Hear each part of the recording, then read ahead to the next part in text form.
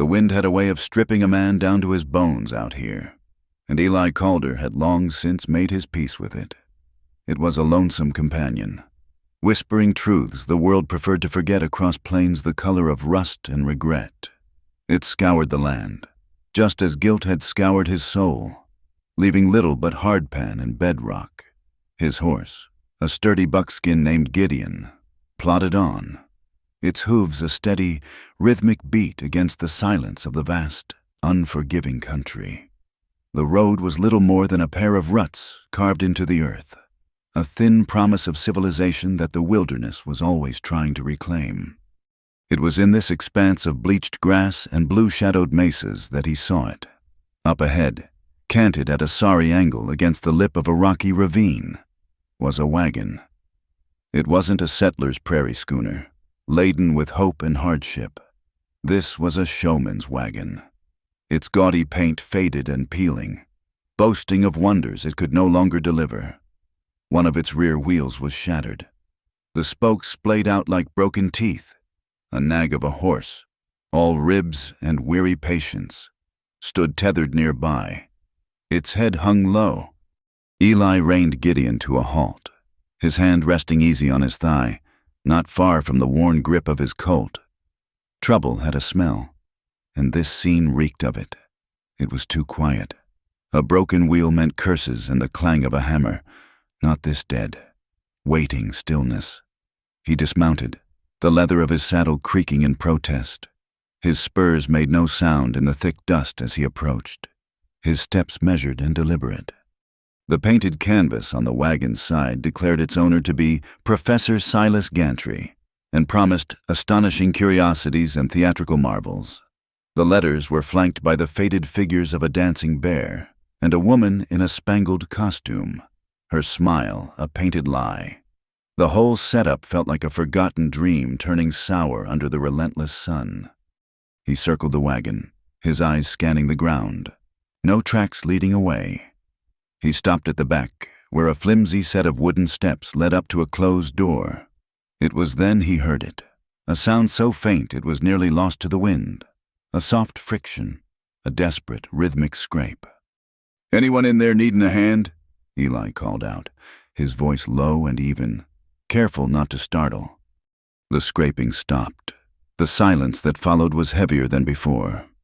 He waited a long moment, then took a step up. The wood groaned under his weight.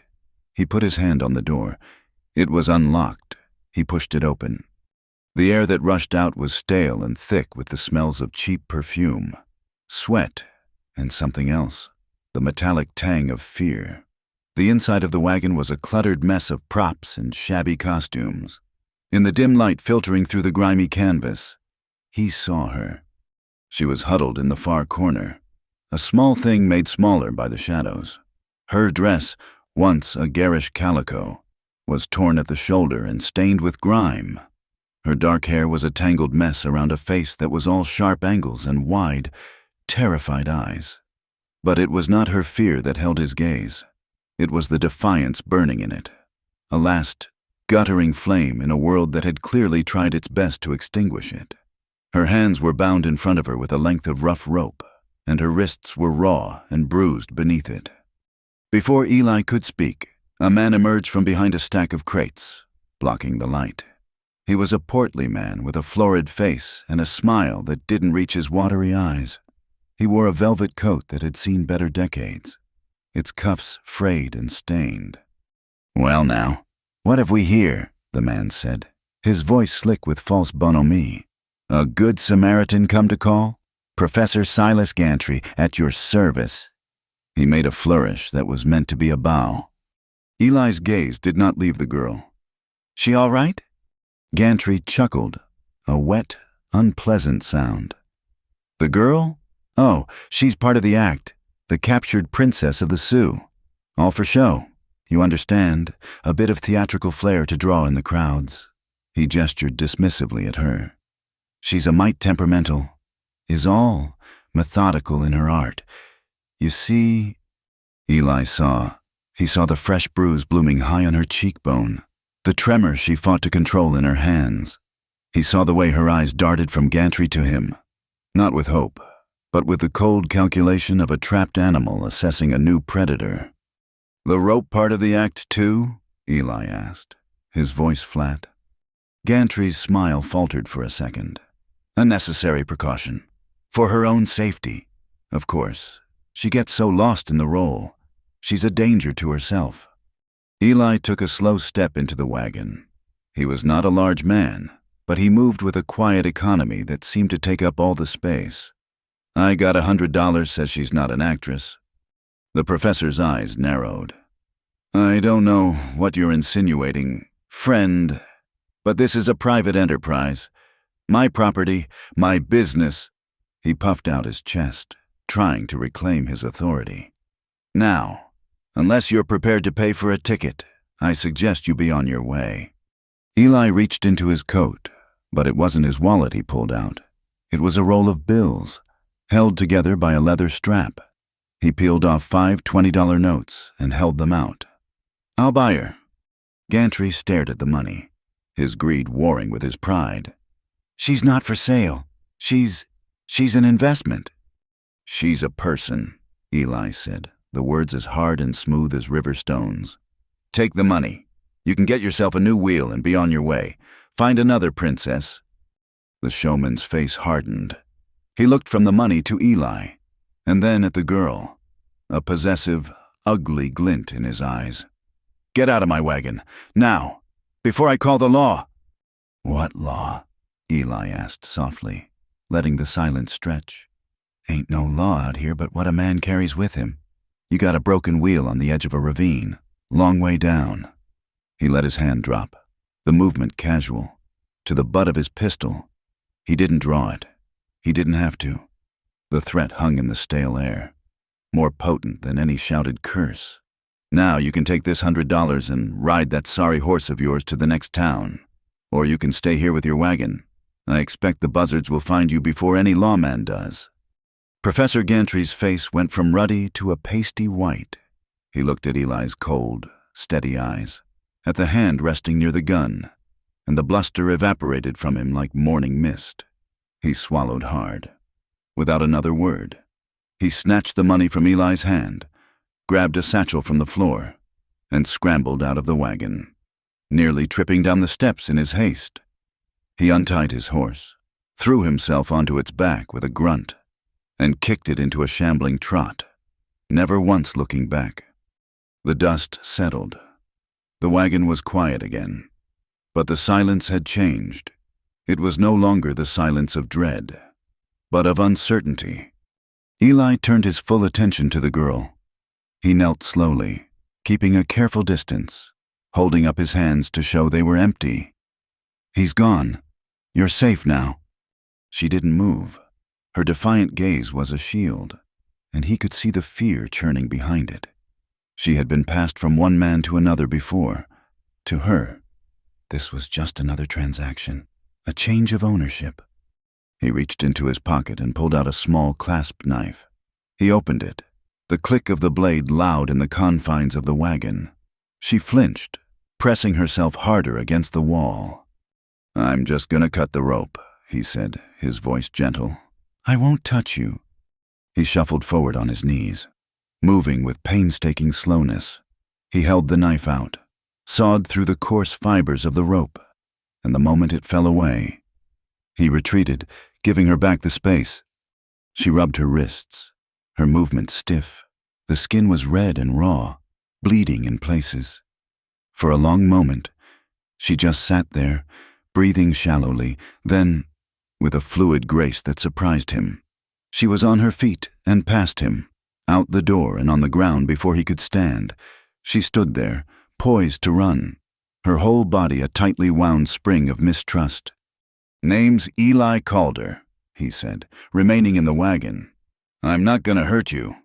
She said nothing, just watched him, her eyes tracking his every move. "Got a line shack not too far from here. It ain't much, but it's warm. There's food." He paused. "You can come with me, or you can take your chances out here. It's your choice." He expected her to run. He saw the urge in the taut lines of her body, but she looked out at the endless, empty horizon, at the coming dusk that was painting the sky in shades of bruised purple and orange. She looked at her torn dress and her bare feet. There was nowhere to run to. With a barely perceptible nod, she made her choice. It was not a choice for him, he knew, but against the wilderness. He took a spare blanket from his bedroll and offered it. She hesitated, then snatched it from his hand, wrapping it around her shoulders like a suit of armor. The ride to the shack was a silent one. He put her on Gideon and walked alongside, his hand on the bridle. She sat ramrod straight, her knuckles white where she gripped the saddle horn, ready to bolt at the slightest provocation. He didn't try to make conversation. The quiet was a language he understood. It was a space where a person could gather the broken pieces of themselves without having to explain why they were shattered. The line shack was exactly as he'd described it. Not much. It was a single room built of rough-hewn logs, chinked with mud and stubbornness against the high country winters. A stone fireplace dominated one wall, and a rickety table with two mismatched chairs stood in the center. A narrow cot was pushed against the far wall. It was a place of solitude, not comfort, and it suited him just fine. He lit the kindling he kept ready in the fireplace, and soon a small, cheerful fire was crackling, pushing back the encroaching chill. He filled a kettle with water from a cask and set it on the hearth to warm.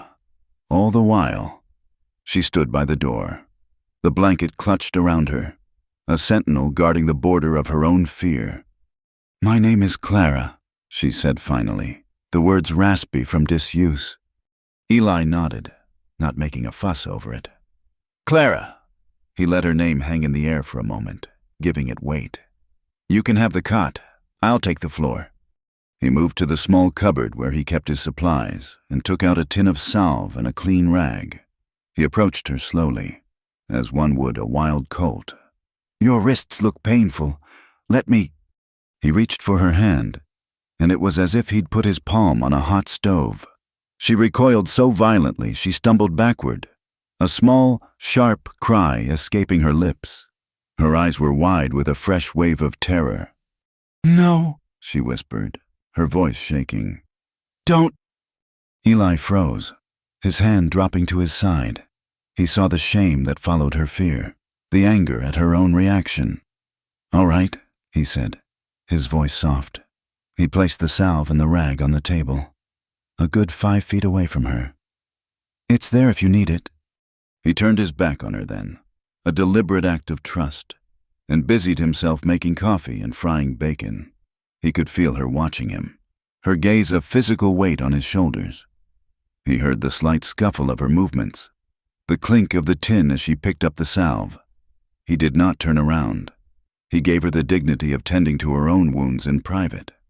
When the food was ready, he put a plate on the table for her and took his own to the hearth, sitting on the floor with his back against the warm stones. They ate in silence, the only sounds the crackle of the fire and the mournful sigh of the wind outside the cabin walls. The cold that was pressing in from the outside was a living thing.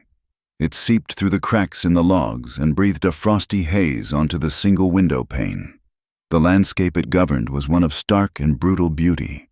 Skeletal aspens shivering on the hillsides, granite peaks scraping against a sky full of cold, distant stars.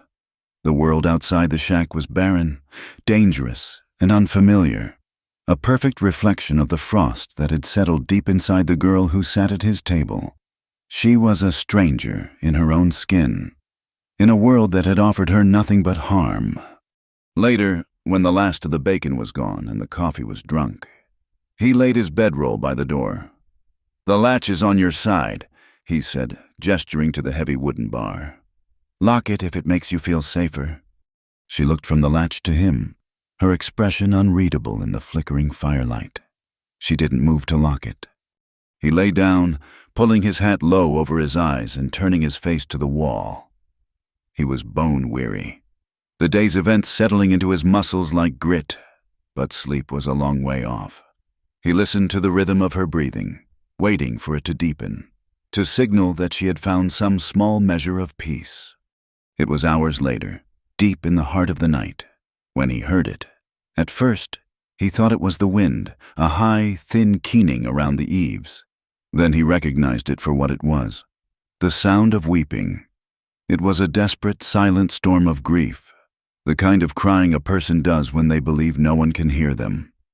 She was trying to smother the sobs in the coarse fabric of the blanket, but the sounds escaped, ragged and broken. Every instinct in him screamed to go to her, to offer some word of comfort, to tell her she wasn't alone. But he knew, with a certainty that ached in his chest, that it would be the worst thing he could do. His comfort would feel like a claim, his kindness a debt. To acknowledge her tears would be to shame her. So he lay perfectly still, pretending to be lost in a deep and dreamless sleep, giving her the only gift he could, the privacy of her own sorrow. He listened until the sobs subsided into shuddering breaths, and finally, into the quiet, steady rhythm of an exhausted sleep. The next morning, she was awake before him, sitting at the table, her hands wrapped around a cold tin cup. Her eyes were puffy and shadowed, but the defiance was back in place. Her emotional armor hastily buckled on. He acted as if nothing had happened, simply nodding a good morning as he rekindled the fire and put the coffee on. As the scent of it filled the small room, he spoke, his back still to her. "I have to ride out and check some snares. Won't be long." He turned then, but kept his eyes on the fire. "You're free to go. If you follow the creek downstream, it'll lead you to the main road in half a day's walk. Or you can stay. Food's in the cupboard, water's in the cask." He finally looked at her, his gaze direct and honest. "Either way, you ought to know something. So long as you're under my roof, no one will hurt you again. You have my word on that." Clara stared at him, her brow furrowed in suspicion. She had been given men's words before. They were flimsy things, easily broken, usually the preamble to a demand. She searched his face for the trick, for the hidden ledger where he was marking down what she would owe him for this supposed kindness. Food, shelter, safety. These were not gifts, in her world. They were commodities, always bought at a price she was forced to pay with her body or her spirit. She could find no guile in his face, only a deep, weary sadness in his eyes that seemed to match the one in her own soul. This quiet, righteous cowboy, with his gentle hands and respectful distance, was more confusing to her than any brute. The goodness he offered felt more dangerous than the cruelty she was used to. Cruelty, at least, was a language she understood. This silent charity, a kindness with no strings attached, was a foreign country, and she had no map. She watched him pull on his coat, settle his hat on his head, and walk out the door, leaving it wide open behind him, free to go, or free to stay. For the first time in a life she could remember, the choice was hers, and she had no idea what to do with it. She did not leave the line shack that day, nor the next. Clara stayed, and a silent routine formed between them, as delicate as a spider's web. He would rise before the sun, move with a quietness that respected her sleep, and be gone for hours, checking his traps or hunting. He always left a stack of firewood inside the door and fresh water in the cask. She would wake to the cold silence, build up the fire, and force herself to eat the food he had provided. She spent the days watching the snow fall outside the grimy window, a prisoner of a kindness she could not comprehend. She was waiting for the other shoe to drop, for the bill for this charity to be presented. It never was. On the third morning, Eli did not leave. He drank his coffee by the fire and watched her with his steady, unreadable gaze. "The snow is letting up," he said. "My place is a half-day's ride from here. There's a proper roof and a real bed. You're welcome to it." The offer hung in the air between them. It was another choice she was not accustomed to having. To stay in this temporary shelter felt safer, less permanent. To go with him to his home felt like an acceptance of something she did not yet understand. But the thought of a real bed, of four walls that were not temporary, pulled at a deep and weary part of her. She looked at his face, searching for the trap, and found only a simple, waiting patience. She gave a small, almost imperceptible nod. His ranch was nestled in a shallow valley, protected from the worst of the wind by a stand of tall, creaking pines and the stoic shoulder of a granite ridge. It was, as he had said, a modest place. The cabin was built of the same dark, sturdy logs as the line shack, but it was larger, with 2 glass windows that looked out onto the snowy plains. A curl of smoke rose from its stone chimney, a lonely signal in the vast white wilderness. A well-kept barn stood nearby, along with a series of corrals, their fences stark and dark against the snow.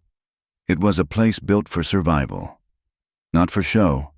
It was a place that spoke of its owner, quiet, functional, and profoundly solitary. Inside, it was clean and sparse. A large stone hearth served as the heart of the home, a sturdy wooden table, a few chairs, and a cupboard filled with plain tin plates and mugs made up the main room. A thick bearskin rug lay before the fire. There was another door, which he gestured toward. "That room is yours," he said. "It's small, but the bed is warm." She stepped inside and her breath caught. It was a simple room, containing only a narrow bed with a patchwork quilt, a small wooden chest, and a washstand with a pitcher and bowl. But the window looked out at the pines, their branches heavy with snow, and the quilt was a kaleidoscope of faded, gentle colors. It was more than she had ever had.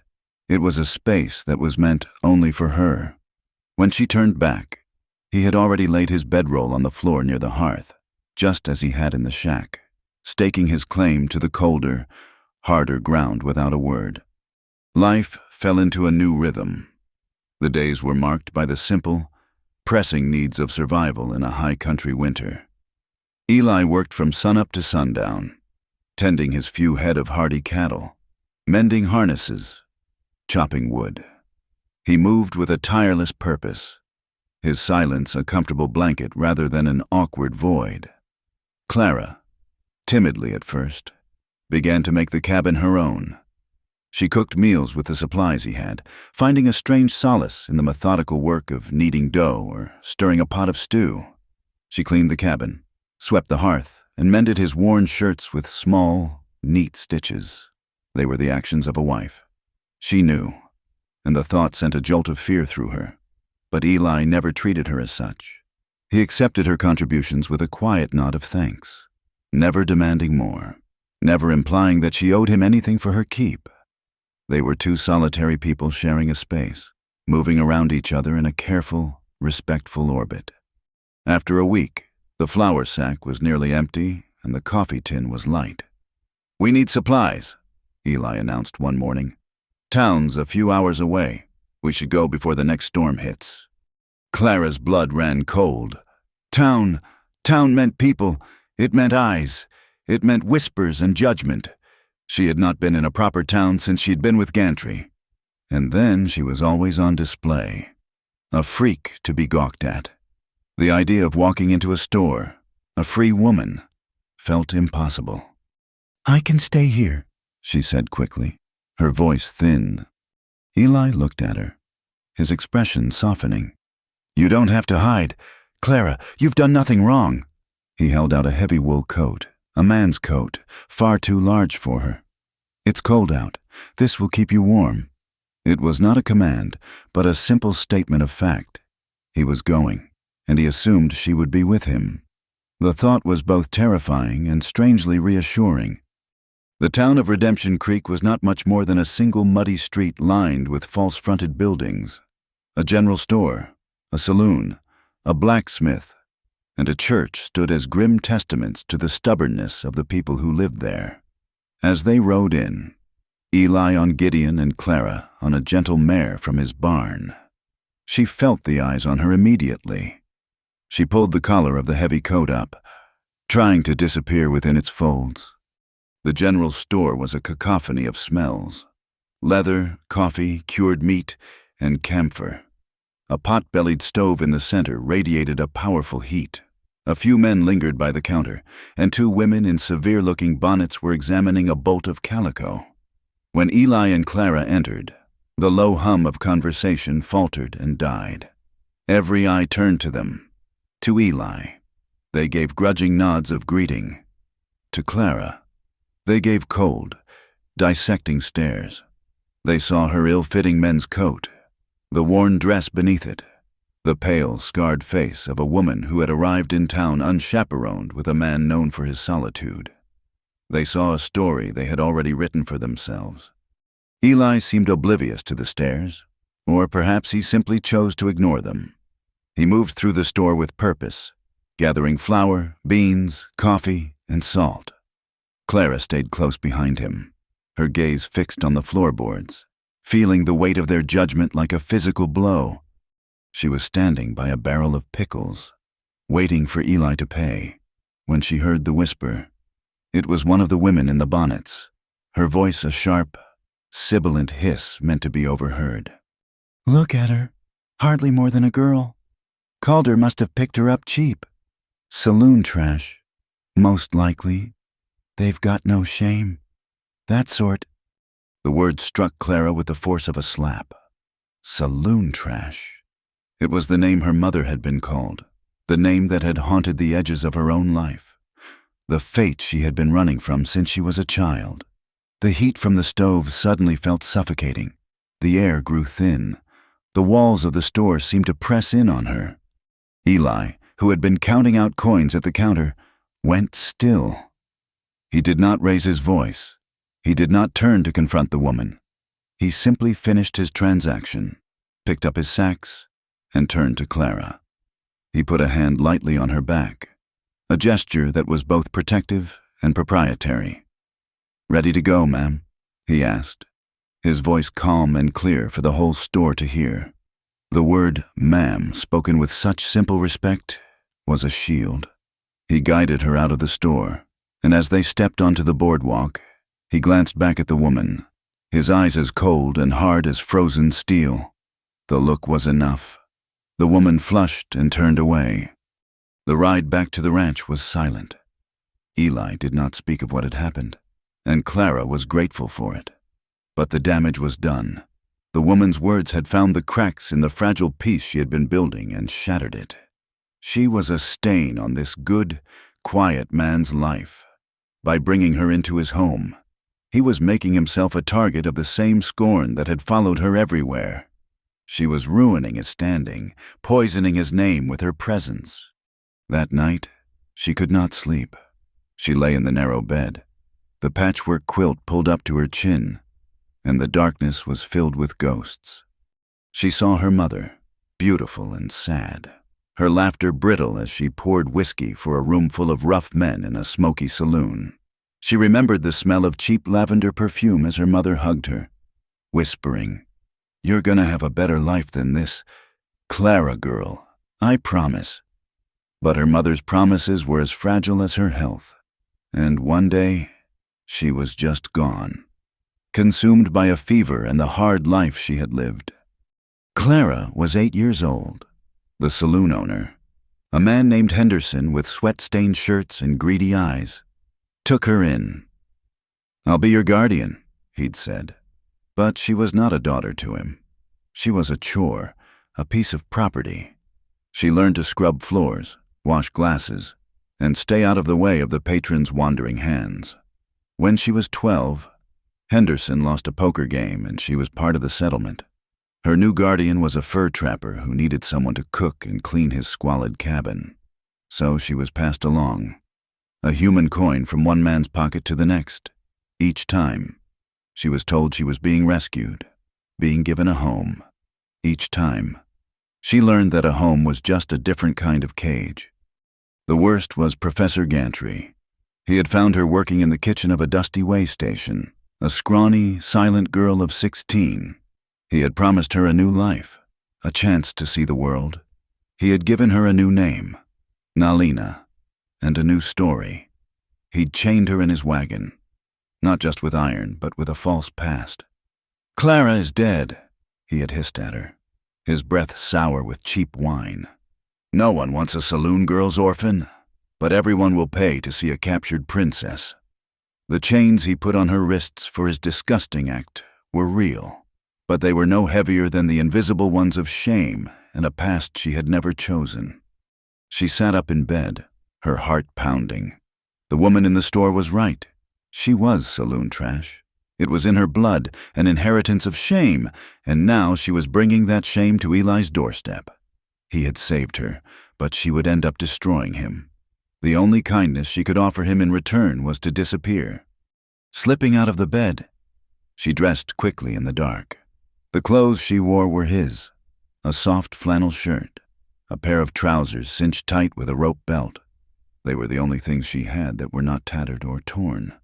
She crept into the main room. Eli was asleep in the corner chair, his head tilted back, his hat pulled low over his eyes. The fire had burned down to glowing embers, casting a soft, red light on his weary face. For a moment, she stood and watched him, a painful ache in her chest. He looked so peaceful. She was a storm, and she could not bear to be the one to wreck his calm. Her hand was on the latch when his voice cut through the darkness, low and gravelly. "Leaving so soon?" She froze, her back to him. He hadn't been asleep at all. He had been waiting. "Don't try to stop me," she whispered, her voice trembling. "I won't."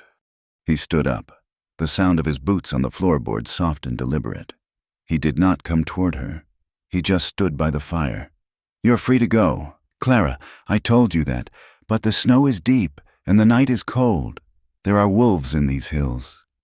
"I'm not afraid of wolves," she said, her voice bitter. She was afraid of men, of whispers, of the poison she carried inside her.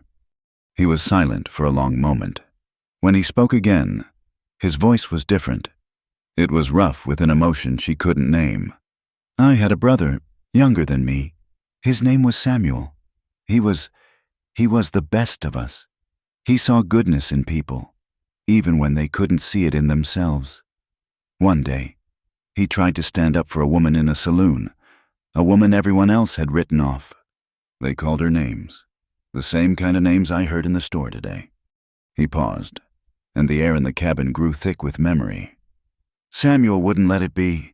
He stepped in. He died for it. A bullet in the chest for the trouble of being a decent man in an indecent world." He took a step closer, and she could feel the heat of the fire on her back. "I've spent the last 3 years riding alone, trying to make sense of it, trying to understand why he'd throw his life away for someone nobody else thought was worth saving. But I think I'm starting to get it." He was right behind her now.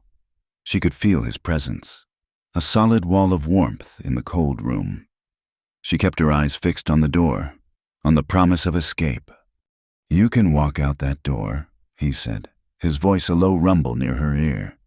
"And I won't stop you, but you should know this first.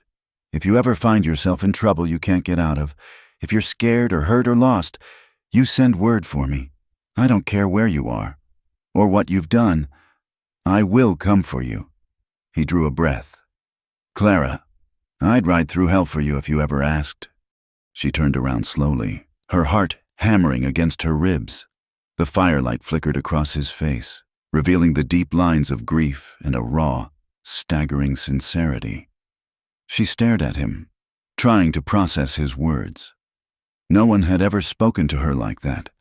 Men had offered her trinkets, or shelter, or false promises. No one had ever offered her their very soul. She didn't know if it was love or madness that made a man say such a thing. They looked so much alike in the dark. Was he another man trying to own her, just with prettier words? Or was he the one thing she had never believed in? A good man. The fight went out of her, replaced by a weariness so profound it was a struggle to stand. The thought of walking out into the cold, of starting over again, of being alone, it was too much. "Can I stay?" she whispered, the words so quiet she barely heard them herself. She couldn't meet his eyes.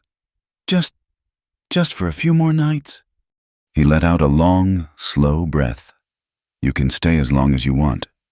He moved away then, back to his chair, giving her space, He sat down and tipped his hat over his eyes again, as if to go back to sleep, but she knew he was not sleeping. Shakily, Clara barred the door. She didn't go back to her room. Instead, she knelt by the hearth and carefully added a few small logs to the glowing embers. She watched them catch, the new flames licking at the old wood, bringing a fresh warmth into the room. She tended the fire, her small task a prayer against the vast, cold darkness outside. Across the hearth, Eli dozed, or pretended to. The image of him, slumped in the chair, his dusty boots near the fire, his hat pulled low over his tired eyes, filled her with a strange and unfamiliar sensation. It was a feeling she had only ever dreamed of, a feeling as precious and fragile as a newborn bird. It was peace. Winter did not arrive gently. It descended upon the high country like a judgment. The snows came and did not leave, burying the world in a deep and silent white. The pines wore heavy ermine coats, and the wind, a constant, mournful predator, prowled the edges of the valley, sculpting the drifts into fantastic, frozen waves. The world shrank to the dimensions of the small ranch, the cabin, the barn, and the well-trod path between them. In this compressed and isolated world, a life began to take shape, the silence between Eli and Clara, once a space of caution and uncertainty, slowly transformed. It became a language of its own, rich with unspoken understanding. Her fear, while not gone, receded from a constant, sharp terror to a low, manageable hum. She stopped watching the door, and began, instead, to watch him. She learned the rhythms of his day, the deep weariness in his shoulders when he came in from the cold, the way he held his coffee cup in both hands, as if to draw the warmth into his very bones. She started to anticipate his needs. Before he returned from the barn, she would make sure the fire was built high, its flames casting a welcoming golden light.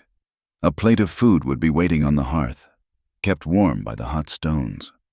She took his wet coat and hung it to dry, her movements deft and practiced. Her domain expanded beyond the cabin walls, bundled in the heavy coat that now felt like a second skin. She began to help with the outside chores. She fed the half-dozen chickens he kept in a small, sturdy coop, her heart giving a small, strange leap at the greedy, clucking sounds they made. She learned to break the sheet of ice from the water trough with the back of an axe, the clean, shattering sound echoing in the frigid air. The work was hard. Her muscles ached, and the cold bit at her fingers and cheeks. But it was honest work.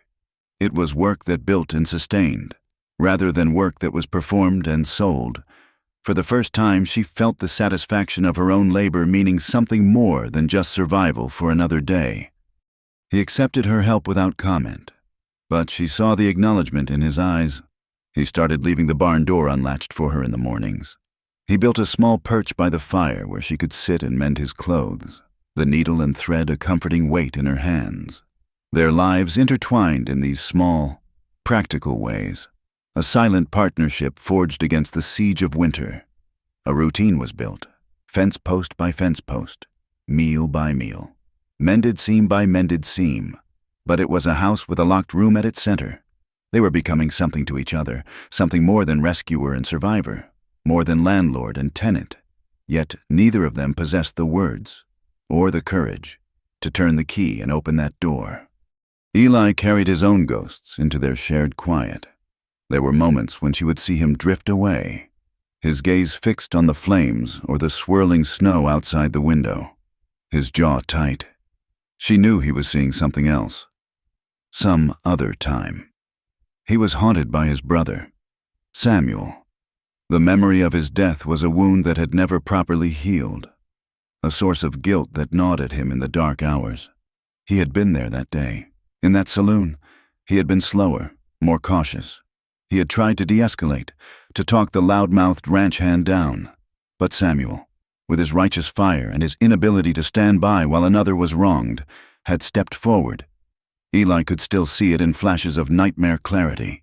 The woman's terrified face, Samuel's defiant stance, the glint of the pistol, the shocking red bloom on his brother's clean white shirt. He had killed the man who shot Samuel, but it had brought no satisfaction, no peace. It had only left him with the cold, hard fact that his brother's goodness had gotten him killed, and his own caution had not been enough to save him. In Clara, he saw the same vulnerability, the same brand of woman the world deemed worthless. Protecting her felt like a penance, a second chance to get it right, a desperate attempt to prove to his brother's ghost that his sacrifice had not been for nothing. One afternoon, while searching for a spare whetstone in a dusty crate beneath his cot, Clara found it. It was a small Bible, its black leather cover worn smooth and soft with handling. The corners were scuffed, the pages edged in gold that had long since faded. She opened it, and on the inside cover, written in a surprisingly neat and elegant hand, was a name, Samuel Calder. Below it, a date from 4 years prior. She felt a jolt, as if she had touched a live nerve. This was a piece of the man whose absence was such a powerful presence in the cabin. This was a piece of Eli's pain. She did not mention it to him. That evening, after the supper dishes were cleaned and Eli was oiling a bridle by the hearth, she took the Bible and sat in her customary spot. She opened it to a random page and began to read, her lips moving silently. The language of the Psalms was old and beautiful, full of sorrow and hope. She did not know if she believed the words, but she found a strange comfort in their cadence, in their timeless testament to suffering and endurance. She felt Eli's eyes on her, but he said nothing. From then on, it became a part of their evening ritual. He would work on some small task, and she would read Samuel's Bible, the soft rustle of its thin pages a counterpoint to the crackle of the fire and the howling of the wind. The blizzard struck without warning. It had been snowing for days, a soft, steady fall that had seemed almost peaceful. But one afternoon, the sky turned the color of a fresh bruise, and the wind began to shriek like a banshee. The gentle flakes turned into a hard, driving onslaught that erased the world beyond the cabin windows. By nightfall, they were completely snowed in. The drifts piled high against the door and windows. The cabin a tiny, besieged outpost in a maelstrom of white fury. The roar of the wind was a physical force, shaking the log walls and rattling the window panes. It was a sound that stripped away all pretense, leaving only the raw, elemental truth of their isolation. They sat by the fire, the silence between them no longer comfortable, but taut with the tension of the storm. The outside world had vanished. There was only this room, this fire, and the two of them. Clara stared into the flames, her hands clenched in her lap. The howling outside seemed to be pulling a similar howl from the depths of her own soul. Every fear she had ever known, every terror she had suppressed, was being given voice by the storm. "I cannot remember the last time I was not afraid," she confessed, her voice barely a whisper above the gale. "Even when I was a little girl, I was afraid of the dark, of the men in the saloon, of my mother's cough. I was afraid of being hungry, of being cold, of being alone. And then I was afraid of not being alone." She looked at him, her eyes wide and haunted in the firelight. "I think the fear has become a part of me. I do not know who I would be without it." Eli looked at her, and the weary sadness in his eyes was so deep it seemed bottomless. He did not offer empty platitudes. He did not tell her not to be afraid. He simply nodded, as if she had stated the most obvious truth in the world. "It's all right not to be brave yet, Clara," he said, his voice a low, gentle rumble that was an anchor in the storm. "Bravery is a heavy thing to carry. You can set it down here for a while." His words, so simple and so profoundly accepting, broke something deep inside her. It was the permission she had never been given, the permission to be wounded, to be weak, to be anything other than what someone else demanded. A single tear traced a path through the grime on her cheek. Then another. She moved before she was even aware of the decision.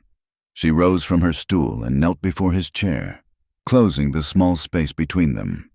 She looked into his face, at the hard lines softened by the firelight, at the kindness in his eyes that she was finally, tentatively, beginning to trust. This man had asked for nothing. He had demanded nothing. He had simply given her a sanctuary, a place to heal. With a trembling hand, she reached up and touched his rough, unshaven cheek. Then, she leaned in and kissed him. It was not a kiss of passion or seduction. She knew nothing of those things, except as a currency she had been forced to trade. This was a kiss of trembling, desperate trust. It was a fumbling, innocent offering of the only thing she truly owned, her own broken self. It was a thank you, a plea, and a question all at once. For a moment, he was still, his surprise a palpable thing. Then, very gently, he put his hands on her shoulders. He did not push her away, but he stopped her, creating a space between them. He cupped her face in his large, calloused hands, his thumbs stroking away her tears. His eyes searched hers, and there was a deep, aching tenderness in them. "Not like this, Clara," he said, his voice thick with an emotion she could not decipher. "Not because you feel you owe me." His words, meant to be kind, were a devastating blow. They struck at the very heart of her confusion. Owe him? Did she owe him? Of course she did. She owed him for her life, for the food, for the warmth, for every single breath she had taken that was not in fear. In her world, every act of kindness was a debt, and debts were always paid. She had offered him the only payment she knew how to make, and he had refused it. The last of her carefully constructed walls crumbled into dust. A sob, a raw, ragged sound, tore itself from her throat. "I do not know the difference," she wept, the words tumbling out, incoherent with grief. "I do not know the difference anymore, between wanting and owing, between being grateful and being a payment. They always, I don't know how to—" She broke down completely, her body shaking with the force of her sobs. She collapsed against his knees, not in an embrace, but in a heap of pure, unadulterated despair. All the years of abuse, of being treated as an object, of having her own desires and her own worth erased, came pouring out of her in a torrent of anguish. Eli did not pull her into his arms.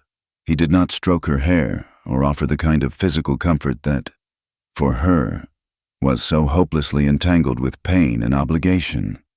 He understood, with a wisdom that was as profound as it was sorrowful, that to hold her now would be to take advantage of her brokenness. It would only reinforce the very chains he was trying to break. Instead, he simply stayed there. He let her cry, his hands resting lightly on her head, a still, solid presence in the midst of her personal storm. He remained with her, a silent witness to her pain, until the worst of the sobs had subsided into shuddering, exhausted breaths.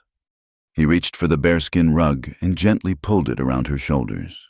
Then he leaned close, his voice a low, steady whisper right beside her ear, a promise sworn in the heart of the blizzard. "You are safe, Clara," he whispered. "You are safe here, even from me." She did not remember how she got there, but in the morning, she awoke on the floor by the hearth. The fire had been banked and was burning low, a bed of warm, glowing embers. The storm had passed. Outside the window, the world was a pristine, breathtaking expanse of white, the sky a pale, clean blue. The cabin was utterly silent. She was not cold.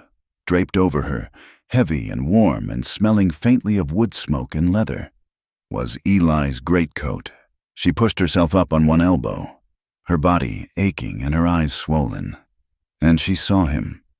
He was asleep on the bare floorboards by the door, with nothing but his saddle for a pillow.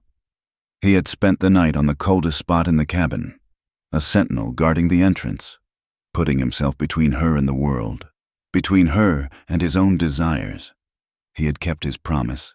In the clean, cold light of the new day, Clara began to believe that for the first time in her life, she truly was safe. The passing of the great blizzard left a world scrubbed clean and brutally beautiful. A fragile peace settled over the valley, a quiet born of shared survival. The days found their rhythm again, but it was a new rhythm, one underscored by a hesitant tenderness. Clara no longer read Samuel's Bible in the evenings. Instead, she would watch Eli's hands as he worked. The quiet competence in his movements a source of endless fascination. He, in turn, found his gaze lingering on her as she moved about the cabin, the fear in her eyes slowly being replaced by a cautious light. The space between them was still vast, but it was no longer empty. It was filled with the silent, powerful gravity of what they were becoming. Peace in that country was a shallowly frozen pond, and a single stone could shatter it. The stone was cast from Redemption Creek. It was a trapper named Silas who brought the news, stopping by for coffee and a moment by a warm fire on his way to his high country lines. "Word is, that showman, Gantry, has been asking after you. Eli," Silas said, blowing on his steaming mug. "Not just him. He's been telling a tale. Says a girl traveling with him, an indentured performer, was abducted. He's got some official-looking papers to back it up." Eli went still, his hands frozen around the harness he was mending. He did not look at Clara, but he felt her flinch as if she had been struck. "He's offering a reward," Silas continued, oblivious to the sudden frost in the cabin. "And he's found some men willing to help him collect it. Hard men, by the sound of them, calling themselves bounty hunters." After Silas left, a heavy silence descended. The old fear was back in Clara's eyes. A ghost returned to its haunting ground. "He will find me," she whispered, her voice a thread of sound. "He will not stop."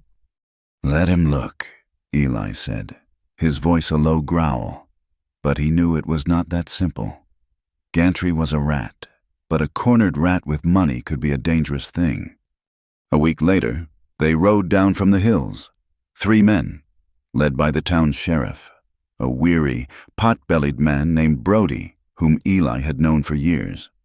Eli met them on the porch, his stance relaxed but his eyes watchful.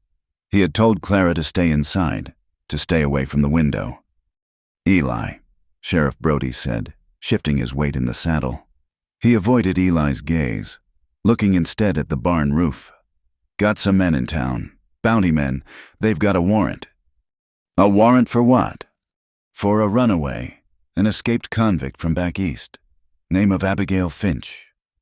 Brody finally met his eyes, and Eli saw the unease there. "They say she's here. With you." "There is no one here by that name," Eli said, his voice flat and cold. One of the other men, a lean, ferret-faced man with a cruel twist to his lips, spurred his horse forward. "Do not play games. Calder, the showman Gantry identified you, said you took his girl. This warrant, signed by Judge Hemlock himself, says she is a thief and an escapee. Says her name is Abigail Finch. We mean to take her back." "Gantry is a liar, and that paper is not worth the ink on it," Eli said. Sheriff Brody sighed, a sound of profound weariness. "Look, Eli, my hands are tied. The judge has put his seal to it. He wants no trouble in his county. These men are deputized. The law says I have to order you to turn her over. Whatever the truth of it is, it can be sorted out later." Eli's gaze did not waver. He looked at the sheriff, a man he knew to be decent but weak, a man who bent to the will of powerful men like Judge Hemlock. "And if I refuse, then you will be obstructing justice. You will be an outlaw yourself." The sheriff's voice was pleading. "Do not make me do this. Eli, just give us the girl." Eli thought of his brother, Samuel, lying in the dust of a saloon floor. He thought of the promise he had made to Clara in the heart of the blizzard. He looked Sheriff Brody in the eye. "You can tell Judge Hemlock that there is no one here for him.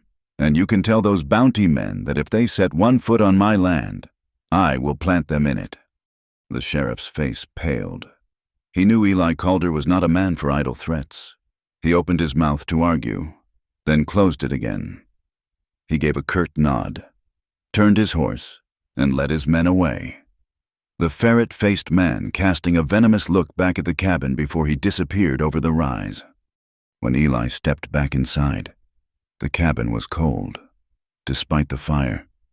Clara was standing in the center of the room, her body rigid, her face a mask of terror. "They will come back," she said. It was not a question. "Yes," he said. He walked to the hearth and stood there for a long moment, his back to her. He was giving her a choice, the hardest one yet. "We can run. I can have us packed and gone in an hour. We can head south, make for the border. They will not find us." He paused, the crackle of the fire filling the silence. "Or we can stay. We can stand and fight for this place, for your name." He turned to face her. "It has to be your choice. Clara, I will not make it for you." She stared at him, her mind a whirlwind of fear. Run! The instinct was so deeply ingrained it was a part of her soul. She had been running her whole life. From Henderson, from the trapper, from Gantry. Running was survival. But what had it ever gained her? Another cage, another master, another life that was not her own. Here, in this small cabin, with this quiet, steadfast man. She had known the first moments of peace in her life. She had a room. She had a name. It was not a grand life, but it was the closest she had ever come to having one of her own. To run now would be to admit that she had no right to it, that the woman in the store was correct, that she was nothing more than what they said she was. She thought of Eli's words. "I'd ride through hell for you." He was offering to do it now, to ride into the hell of being a wanted man, of leaving everything he had built, or to stand and face the hell that was coming for them. The fear was a sickness in her stomach, a cold hand gripping her heart. But beneath the fear, a new feeling was stirring, something hard and defiant that she had not known she possessed. It was the faint, flickering ember of righteous anger. They had taken her past. They would not take her future.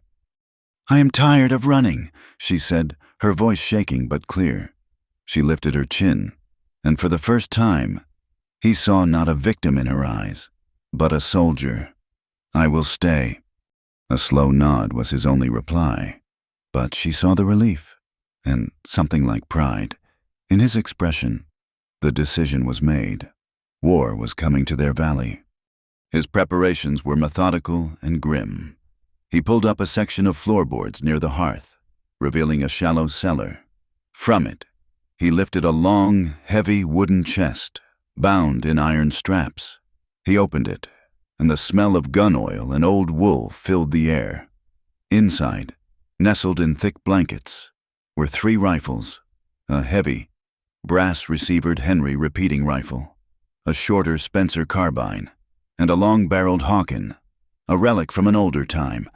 They were Samuel's guns, and his own. They had not been fired since the day his brother died. He laid them on the table and began to clean them with a quiet, focused intensity. Clara watched him, her fear transmuting into a kind of awe. This was a side of him she had not seen. The man who survived in a land where the only law was often the one you carried. She brought him a hot cup of coffee, and when he did not seem to notice, she found the ammunition boxes in the chest and began lining the brass cartridges up on the table, a silent partner in the grim task. They worked through the day and into the night. He barred the windows with thick wooden planks, leaving only narrow slits to see and shoot through. He filled every cask and bucket with water and stacked sacks of flour and beans against the inside of the door as a final barricade. The cabin was no longer a home. It had become a fortress. They did not speak much. There was nothing left to say. They ate a cold meal of bread and jerky. And when the time came to sleep, neither of them moved toward their beds. Eli took up a position in the chair by the main window, the Henry rifle across his lap. Clara, after a moment's hesitation, took one of the blankets from the chest and wrapped it around her shoulders. She sat on the floor near the hearth, the Spencer carbine resting against the wall beside her. She did not know how to use it, but its solid, wooden weight was a strange comfort. They waited for the dawn. It came, as it always did, A slow, gray seepage of light into the dark sky. The morning was bitter, a hard frost silvering the world. The silence of the valley was absolute, broken only by the cawing of a distant raven. It was a silence that felt heavier than sound, a silence that was listening. They appeared over the rise just as the sun was clearing the peaks, their forms dark and stark against the snow. There were 4 of them, the ferret-faced man from before among them. They rode with a swaggering confidence, fanning out as they approached the cabin, their rifles held ready. They stopped 100 yards out, just beyond easy pistol range. "Calder!" the ferret-faced man shouted, his voice thin and sharp in the cold air. "We have a warrant for the woman. Send her out now and we will leave you in peace." Eli rose and moved to the firing slit he had made. "I told you before," he called back, his voice carrying with an unnatural calm. "There is no one here for you. This is your only warning. Turn around and ride away." A nervous chuckle came from one of the other men. The leader's face hardened. "You are a fool, Calder. You cannot win. We will have her, and we will have the bounty on you too, for harboring a fugitive." He raised his rifle. "Last chance." The answer was not a word, but the deep, booming roar of the Hawken rifle. Eli had not aimed at any of the men, but at a snow-covered rock just to their left. The heavy lead ball struck the rock with a tremendous crack, sending shards of stone and a shower of snow into the air. The message was clear. The talking was done. Chaos erupted. The bounty men spurred their horses for the cover of the trees in the barn, firing as they went. Bullets thudded into the log walls of the cabin, sending splinters flying. The windows, already barricaded, shattered completely. Eli worked the lever on the Henry rifle, firing with a calm, deadly precision. A horse screamed and went down, its rider scrambling for cover. Clara was pressed against the wall, her heart a wild drum against her ribs. The noise was a physical assault, a deafening roar of gunfire and shouting and splintering wood. The cabin filled with the acrid smoke of gunpowder. It was a nightmare, more terrifying than anything Gantry had ever done to her. This was not a performance. This was death, circling their small home. She watched Eli move between the firing slits, a specter in the swirling smoke.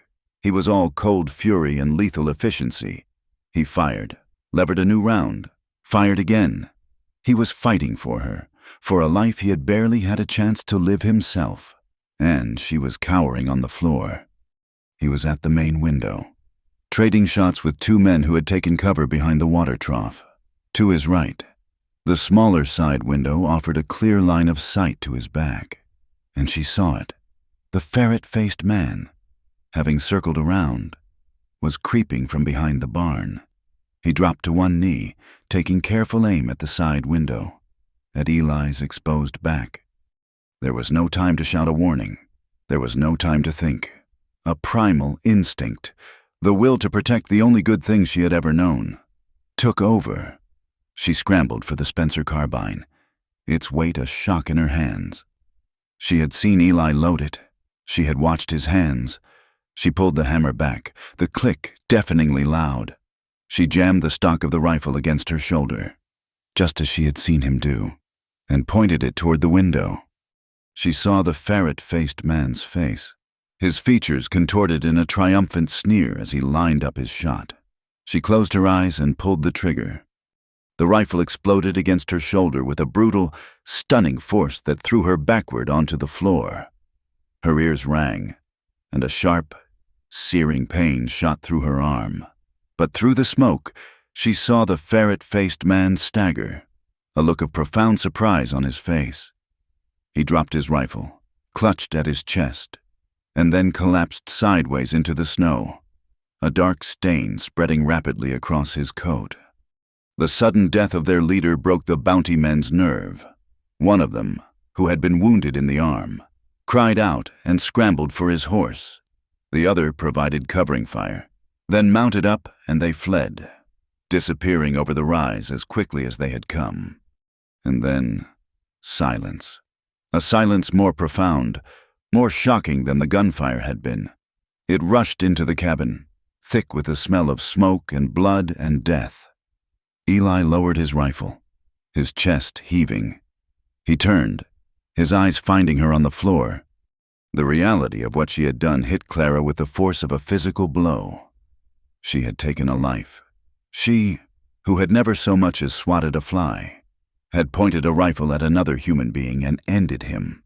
She scrambled away from the gun as if it were a venomous snake. A sound, a raw, ragged wail, tore itself from her throat. It was not a cry of guilt or remorse. It was a scream of pure, unadulterated shock. The shock of her own capacity for violence. The shock that she had fought back. The shock, most of all, that she was still alive. She curled into a ball on the floor, her body shaking with convulsive sobs. A storm of trauma finally breaking.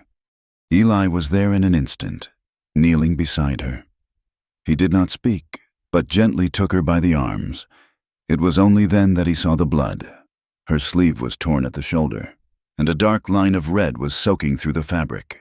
A stray bullet or a piece of shrapnel had grazed her. He gently ripped the sleeve away, exposing a long, shallow gash in her shoulder. The sight of her own blood, the sharp sting of the wound, seemed to cut through her hysteria. Her sobs subsided into shuddering breaths. He cleaned the wound with whiskey in a clean rag, his touch surprisingly gentle. The sharp pain was grounding. Real. He finished bandaging the wound, his hands lingering for a moment on her arm. She looked up at him, her eyes raw, her face stained with tears and gunpowder. She had crossed a line. She was no longer just a victim. She was a killer. She was stained, not just by her past, but by the violence of this day. The question came from a place of deep, newly formed fear.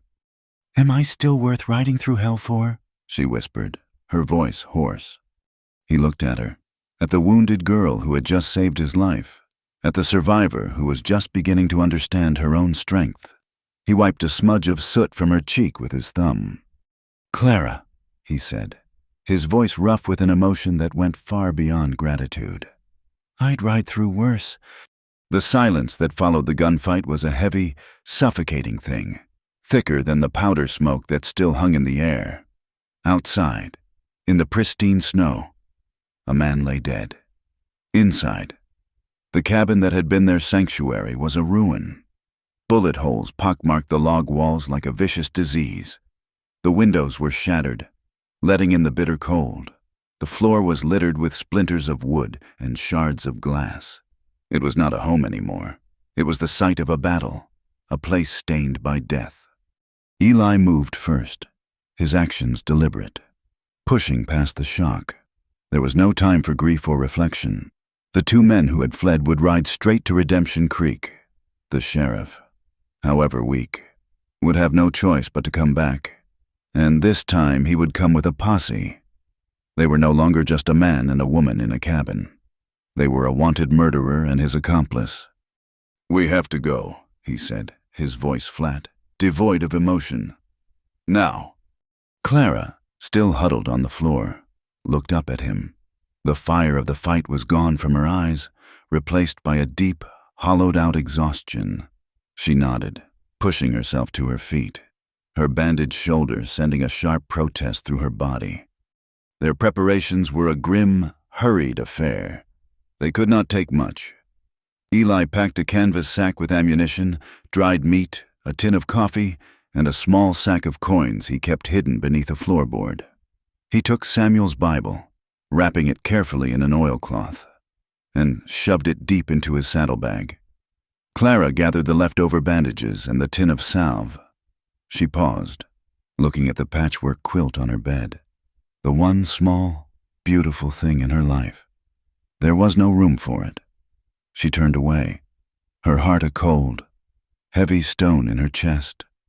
There was one last task.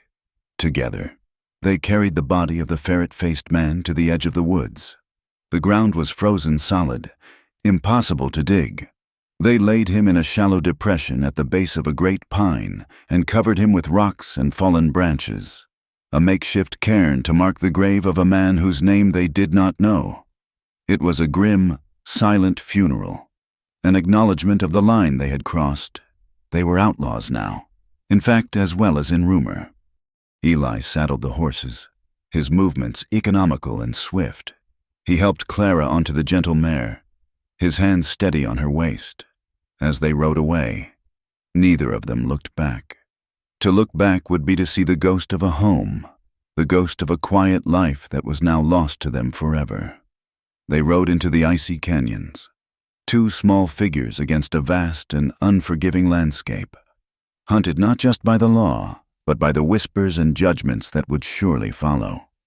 The world became a blur of snow-choked ravines, treacherous game trails, and wind-scoured ridges. They traveled hard and fast, pushing the horses and themselves to the brink of exhaustion. They avoided the main roads, sticking to the high, lonely country where a man could ride for days without seeing another soul. The cold was a constant enemy, seeping through their coats, numbing their fingers and toes. They ate their meals in the saddle, gnawing on tough jerky, and slept in short, fitful bursts in the shelter of rocky overhangs, huddled together for warmth under a single thin blanket. In this harsh and stripped-down existence, a new kind of intimacy grew between them. It was an intimacy born not of words or touches, but of shared hardship and absolute reliance. He became attuned to the slightest sign of her weariness, the way she would list in the saddle when her wounded shoulder ached too much. She learned to read the tension in his jaw, the constant, sweeping search of his eyes as he scanned the back trail.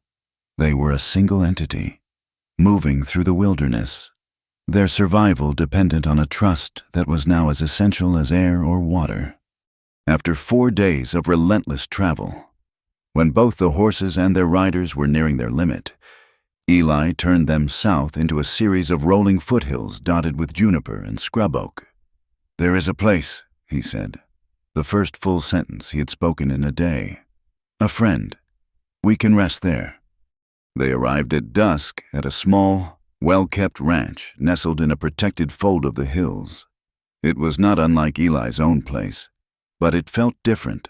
There was an air of deep-rooted peace about it. Smoke curled from the chimney of the cabin, and the warm, golden light of a lantern glowed in the barn. As they approached, a tall, broad-shouldered man with skin the color of rich earth and hair gone to a noble silver stepped out onto the porch. He held a rifle in the crook of his arm, his stance easy but alert. "That you, Calder?" the man called out, his voice a deep, resonant bass. "It's me, Moses," Eli answered, his voice thick with relief.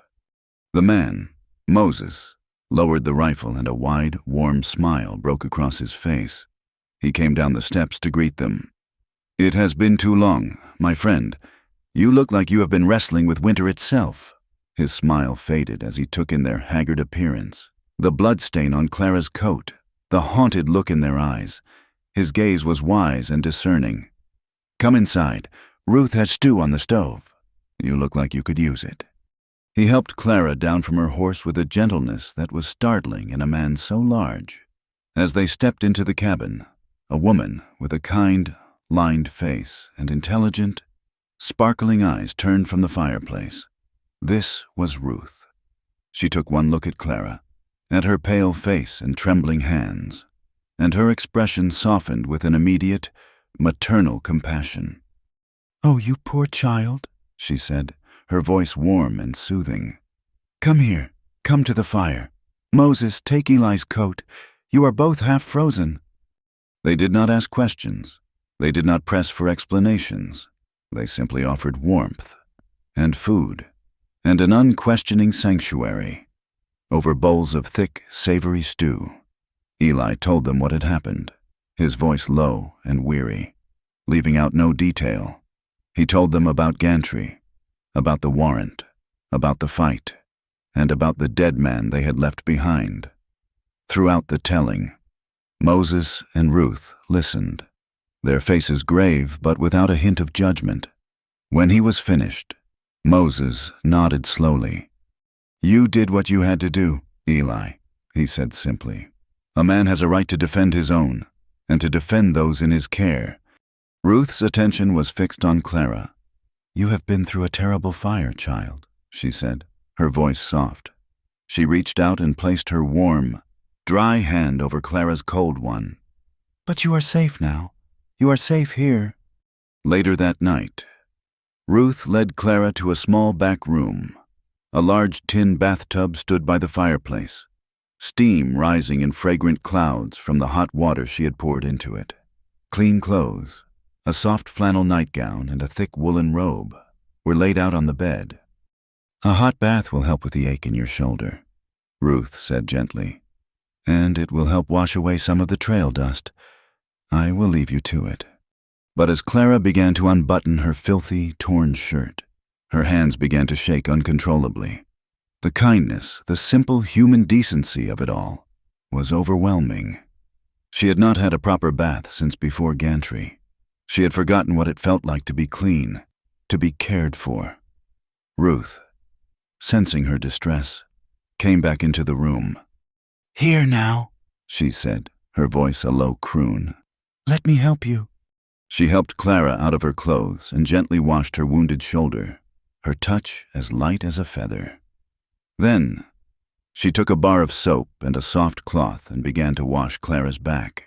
She untangled the knots from her long, matted hair, her fingers patient and sure. As she worked, she began to hum, a low, soulful melody that spoke of sorrow and resilience. Clara stood in the warm water, rigid at first. Then, slowly, she began to relax. And then, the tears came. Not the hysterical sobs of the gunfight, but a slow, silent weeping.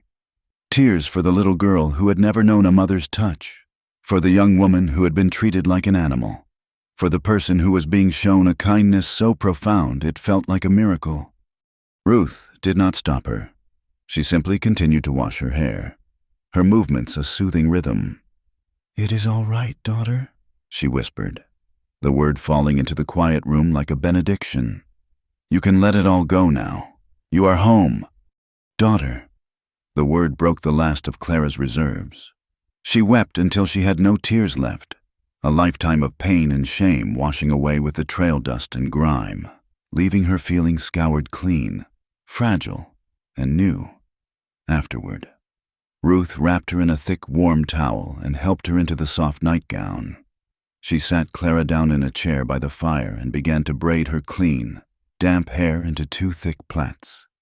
The simple domestic act was the most intimate thing Clara had ever experienced.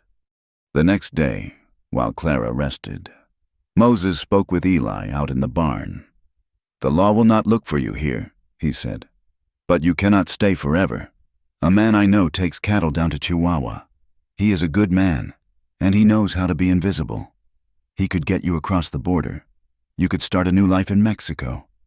Eli looked out at the snowy hills, his face grim. A new life. It is your only chance.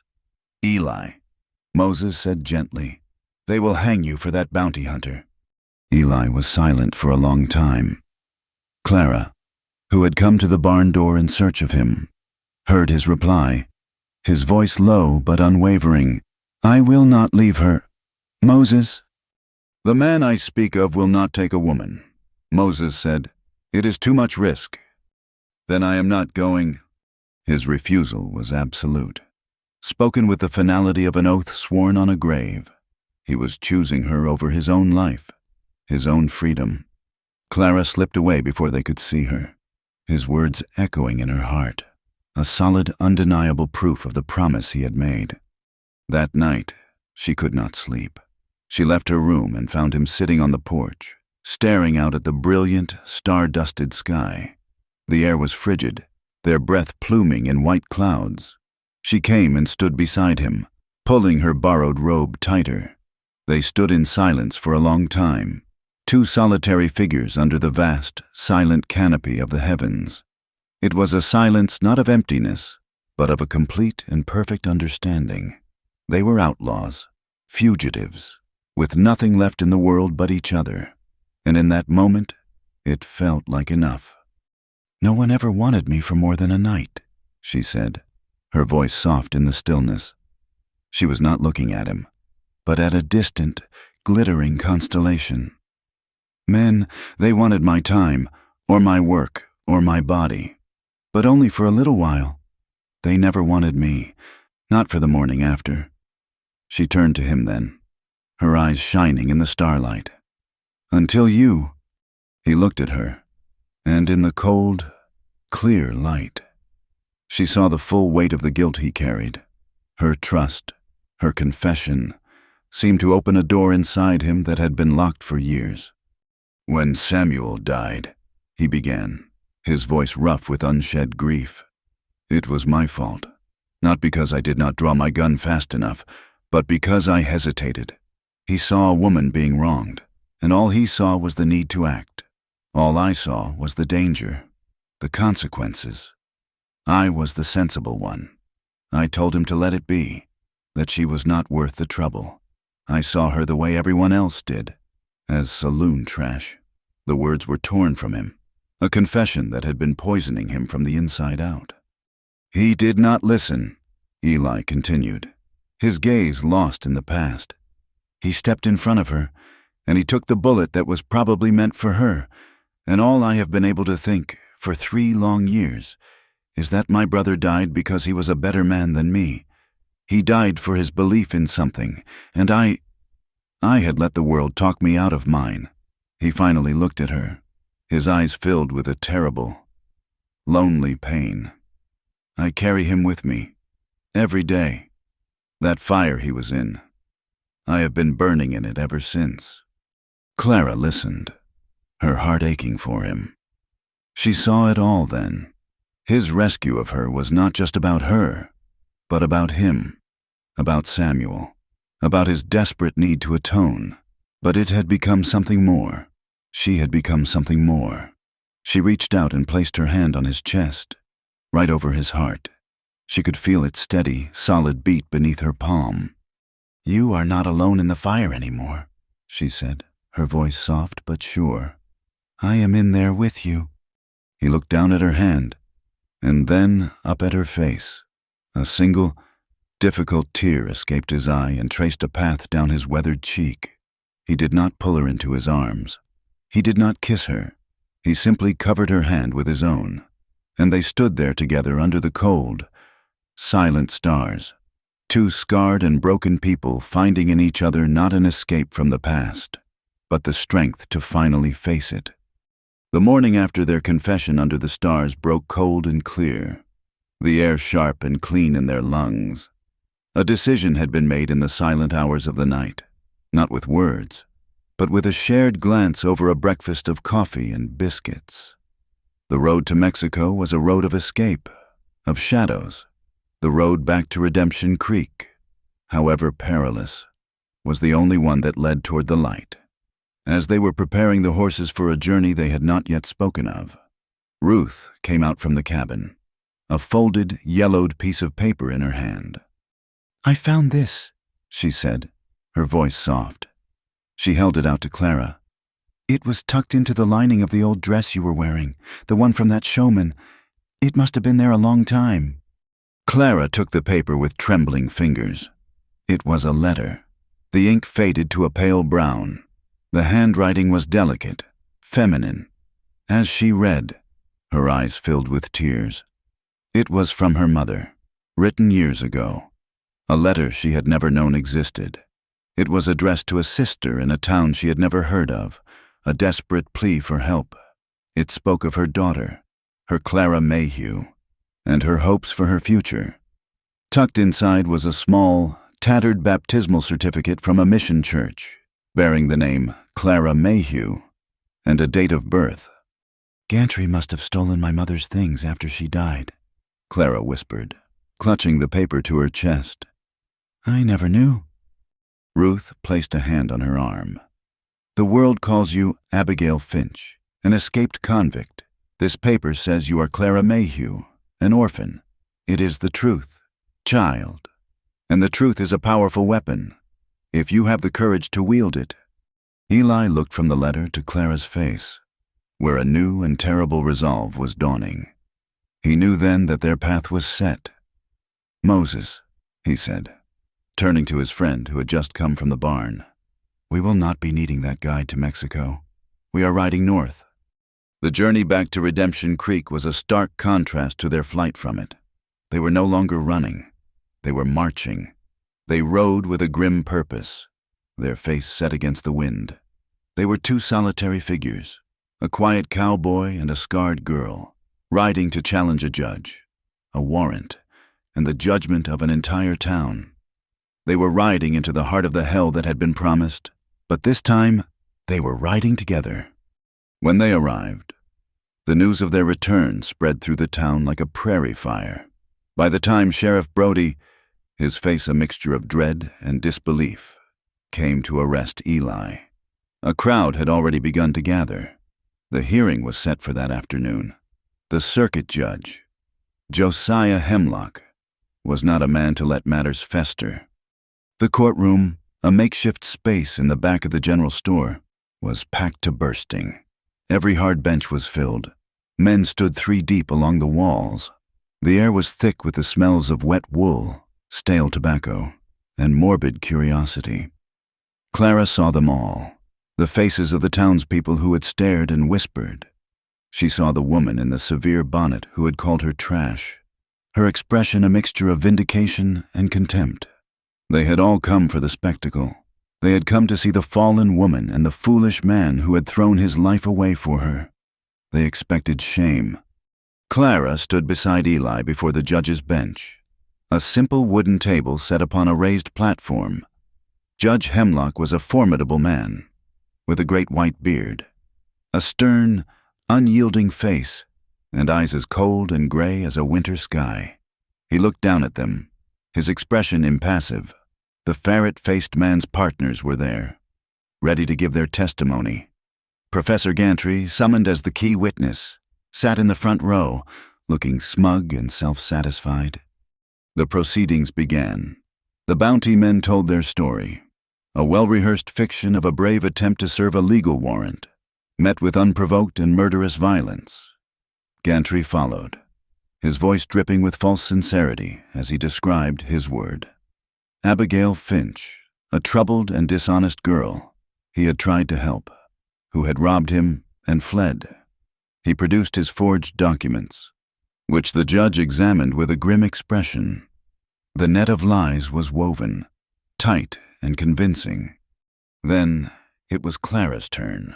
Sheriff Brody called her name, Abigail Finch. Eli put a steadying hand on her arm. "Her name," he said, his voice quiet but carrying to every corner of the room.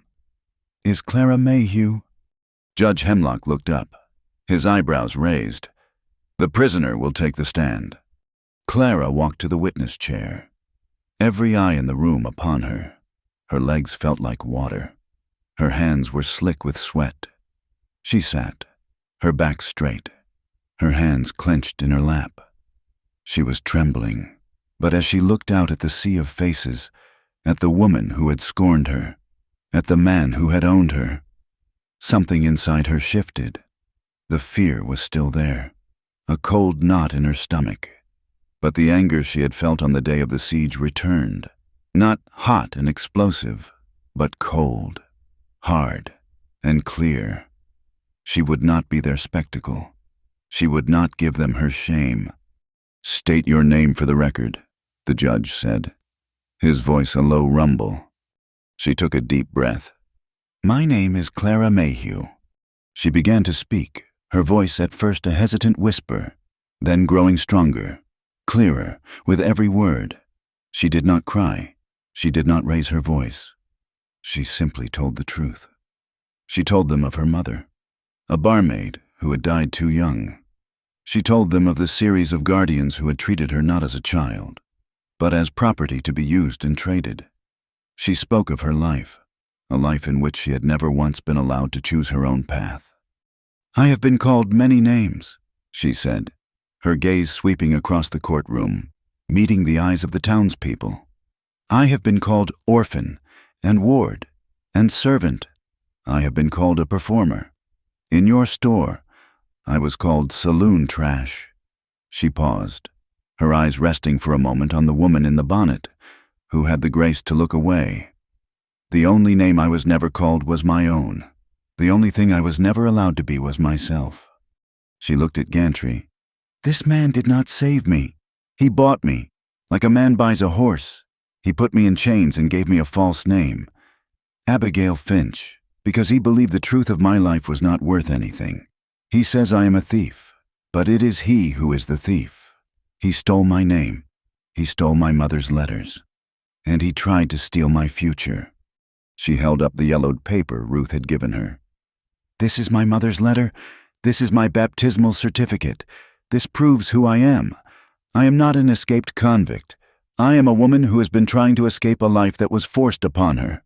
Her voice, which had been steady, finally broke with emotion, but it was the emotion of strength, not weakness.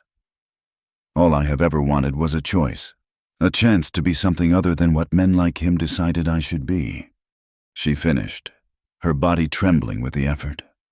A profound silence filled the courtroom. The townspeople were no longer looking at her with contempt or curiosity. They were looking at her with a stunned, dawning understanding.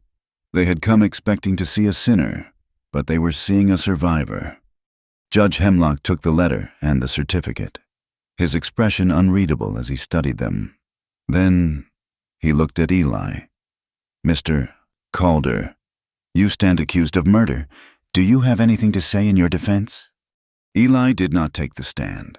He stood where he was, his presence a solid, unshakable force in the room. His voice, when he spoke, was not loud, but it had the resonance of gravel and thunder, a sound of pure, unvarnished truth that cut through the stuffy air. "I have only this to say, Your Honor," he began, his eyes fixed on the judge. "I have lived in these hills my whole life. The people in this room know me. They know I am not a man who seeks trouble, but they also know that I am the son of my father and the brother of Samuel Calder." A murmur went through the room at the mention of his brother's name. "My brother died because he believed that every soul has value, even those the world has deemed worthless. He died defending a woman's honor when no one else would." He turned his gaze to Clara, and his voice softened, but lost none of its power. "When I found Clara Mayhew, she was in chains. I did not see an escaped convict. I saw a person who was being hurt. The law you serve, Judge, is meant to protect people like her. When it fails, or when it is twisted by men with money and lies, then a man must choose. He can turn his back, or he can stand.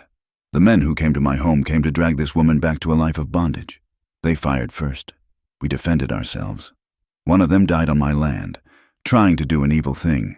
If that is murder, then I am a murderer. But I tell you this, I would do it again. I would stand for her again. Because what is the law? What is honor, if it does not stand for the innocent?" He fell silent. The only sound in the room was the crackle of the wood in the stove. Judge Hemlock looked from Eli's fierce, honorable face to Clara's trembling, unbowed one.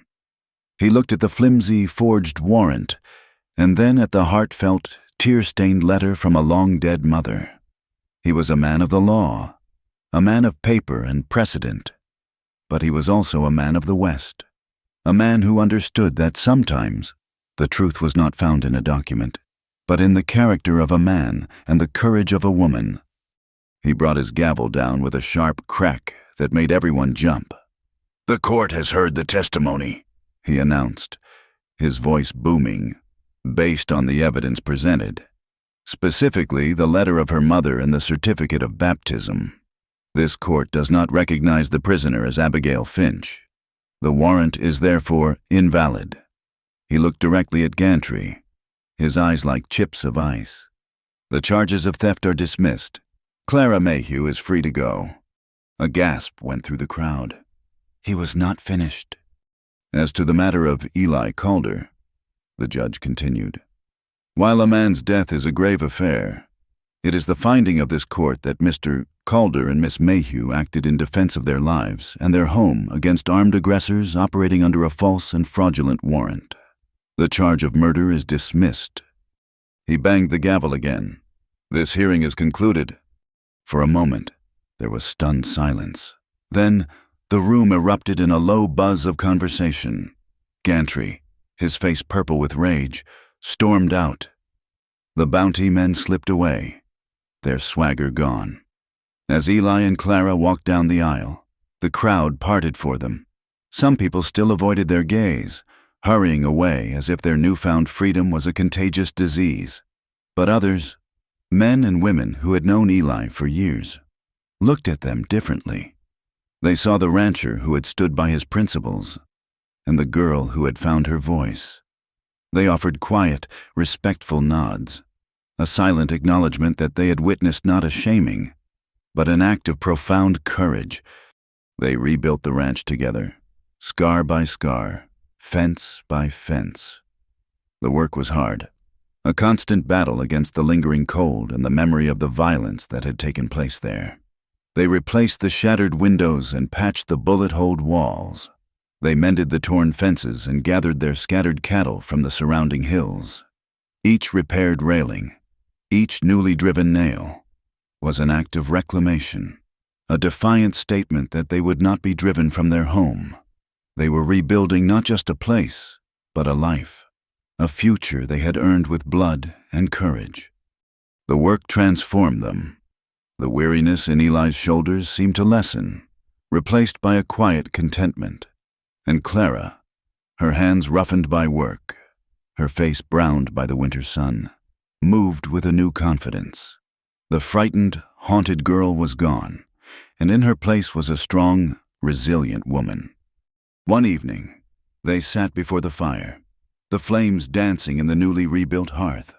The silence between them was no longer a space of caution or grief, but of a deep and abiding peace. Clara looked at the flames, her mind drifting back over the long, hard road that had brought her to this moment. "The chains are gone now," she whispered, more to herself than to him. Eli looked at her, his expression tender. "They were never yours to carry." A soft smile touched her lips. She reached out and pressed her hand flat against his chest, over the steady, beating heart of the man who had ridden through hell for her. "Then let me carry you too." He covered her hand with his, and turned to face her. In the warm, flickering light of the home they had rebuilt together, he leaned in and kissed her. It was not a kiss of desperation or of gratitude, not a kiss to escape the past. It was a kiss of beginning, a quiet, solemn promise made under the silent watch of the stars, a promise to start again. Thank you for being part of our story tonight. Please comment with where you're listening from to connect with fellow fans. And we invite you to subscribe to the From Wild West channel and share your thoughts in English.